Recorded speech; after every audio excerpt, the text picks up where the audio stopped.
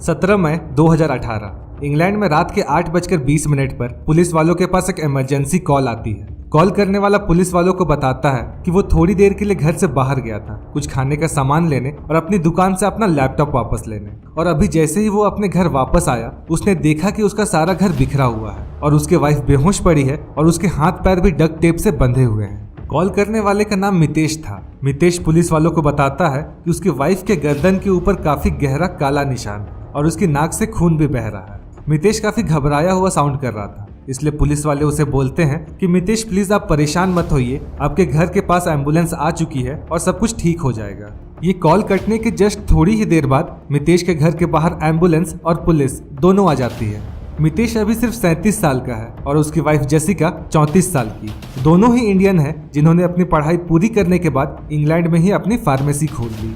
अब जेसिका को हॉस्पिटल ले जाया जाता है, जहां डॉक्टर्स उसे डेड डिक्लेयर कर देते हैं। जेसिका की डेथ हो चुकी थी। अब अगर जेसिका की स्टोरी की बात करें तो 2009 में जेसिका और मितेश की शादी हुई थी और ये एक लव मैरिज थी। जेसिका का जन्म 1983 में हुआ था और अपने 6 बहन भाइयों में वो सबसे बड़ी थी। जब जेसिका के पापा से उसके बारे में पूछा गया तो उन्होंने बताया कि जेसिका एक बहुत ही फन लविंग, केयरिंग और बहुत ही काइंड लड़की थी।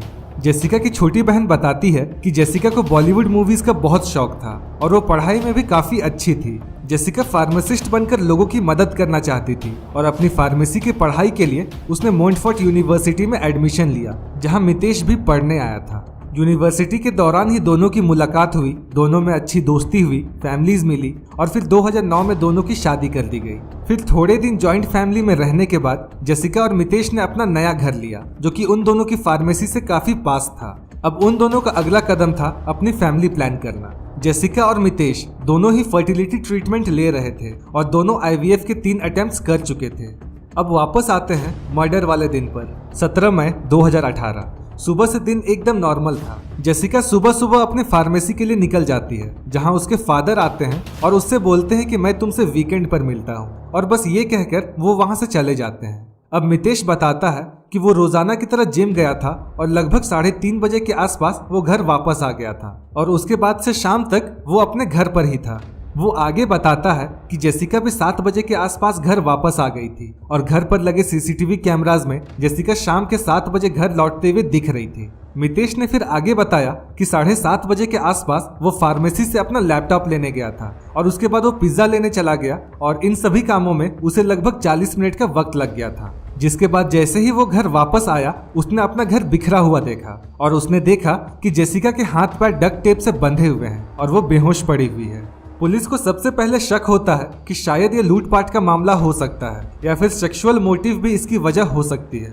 अब इसके बाद पुलिस वालों का ध्यान सबसे पहले घर के दरवाजे पर जाता है और वो देखते हैं कि जो एंट्री हुई थी वो फोर्सफुली नहीं थी। इसका मतलब कि जो भी घर में आया था जेसिका उससे अच्छे से जानती थी, इसलिए जेसिका के जितने भी दोस्त थे और जितने भी करीबी रिश्तेदार थे उनकी जांच अच्छे से होने लगती है। अभी पुलिस की इन्वेस्टिगेशन चल ही रही थी कि इतने में जेसिका की पोस्टमार्टम रिपोर्ट आ जाती है, जिससे ये खुलासा होता है कि जेसिका की मौत दम घुटने से हुई थी। उसको गला दबाकर मारा गया था और लाइगेटर मार्क्स उसके बॉडी पर भी मिले थे। मितेश और जेसिका दोनों की ही फैमिलीज जेसिका की मौत से बहुत ज्यादा परेशान थी, इसलिए दुख बांटने के लिए दोनों ही फैमिलीज साथ रहने लगी। लेकिन इन्वेस्टिगेशन के लिए पुलिस ने दोनों फैमिलीज को अलग किया और अपनी इन्वेस्टिगेशन पूरी करने के बाद एक आदमी को अरेस्ट कर लिया गया। इन्वेस्टिगेशन पूरी होते ही पुलिस वाले एक फैमिली मेंबर को अरेस्ट कर लेते हैं, जिसकी गिरफ्तारी से पूरी फैमिली को एक बहुत बड़ा झटका लगता है, क्योंकि अरेस्ट होने वाला आदमी कोई और नहीं बल्कि मितेश था। अब कोर्ट में केस चलता है और कोर्ट में पुलिस वाले बताते हैं कि इन्वेस्टिगेशन के दौरान उन्हें एक हार्ड ड्राइव मिली, जिसके बारे में मितेश ने उन्हें कुछ भी नहीं बताया था। वो हार्ड ड्राइव CCTV कैमरा की थी और उस हार्ड ड्राइव में मौजूद CCTV फुटेज में यह साफ दिख रहा था कि मितेश 7:44 से लेकर 8:15 तक घर से बाहर गया हुआ था, लेकिन जेसिका की मौत 7 से 7:30 के बीच हुई थी। जब जेसिका की मौत हुई थी उससे जस्ट 6 मिनट पहले ही घर के सारे CCTV कैमरास डिस्कनेक्ट कर दिए गए थे। पुलिस को इन्वेस्टिगेशन के दौरान कुछ सूटकेस भी मिलते हैं, जिसके अंदर बहुत सारे ज्वेलरीज और बहुत सारे पैसे थे, तो डकैती का तो कोई मतलब बनता ही नहीं था। पुलिस वाले आगे बताते हैं कि जेसिका और मितेश दोनों ही हेल्थ ऐप यूज करते थे, जो कि उनके दिन के स्टेप्स काउंट करता था कि वो कितने कदम चले हैं। उस ऐप में ये साफ रजिस्टर हुआ था कि 7 बजे से 8 बजे के बीच मितेश पूरे घर में भाग रहा था और जेसिका हिली तक नहीं थी।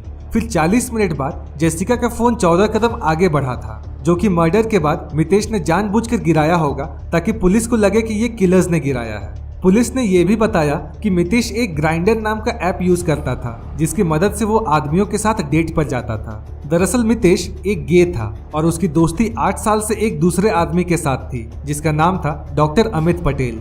जब पुलिस वालों ने मितेश की गूगल हिस्ट्री देखी तो मितेश पिछले 5 सालों से ये सर्च कर रहा था कि how to commit a perfect murder, एक परफेक्ट मर्डर कैसे किया जाए या अपनी वाइफ को कैसे मारा जाए। और ऐसे ही कुछ सर्चेस मितेश ने पिछले 5 सालों में किए थे। यहाँ तक कि मितेश ने डार्क वेब पर कॉन्ट्रैक्ट किलर से कांटेक्ट करने की भी कोशिश की थी। मितेश ने कुछ सालों पहले जेसिका का एक बीमा करवाया था जिसे हम लाइफ इंश्योरेंस पॉलिसी कहते हैं और उसका रिस्क कवर करोड़ों में था। इसका मतलब कि अगर जेसिका को कुछ भी हो जाता है तो उसके पति मितेश को करोड़ों रुपए मिलेंगे। अब रिमांड में जाने के बाद मितेश अपना क्राइम कबूल करता है और वो पुलिस वालों को बताता है कि उसका प्लान था कि वो बीमे के करोड़ों रुपए लेकर डॉक्टर अमित पटेल के साथ एक नई जिंदगी शुरू करेगा। जेसिका की बहन बताती है कि जेसिका को मितेश की इन हरकतों के बारे में पता था। वो ये भी जानती थी कि मितेश गे है और वो दूसरे लड़कों से मिलने जाता है, लेकिन मितेश ने उसे प्रॉमिस किया था कि वो आगे कभी ऐसा नहीं करेगा।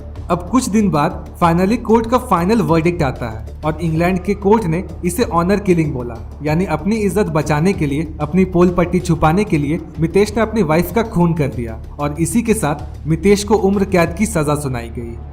तो दोस्तों ये थी कहानी जेसिका पटेल मर्डर केस की। इस केस के रिगार्डिंग आप अपने ओपिनियंस हमारे साथ शेयर जरूर करें। हम आपसे फिर मिलेंगे एक और नई कहानी के साथ। तब तक के लिए अपना ख्याल रखें, घर पर रहें और सुरक्षित रहें।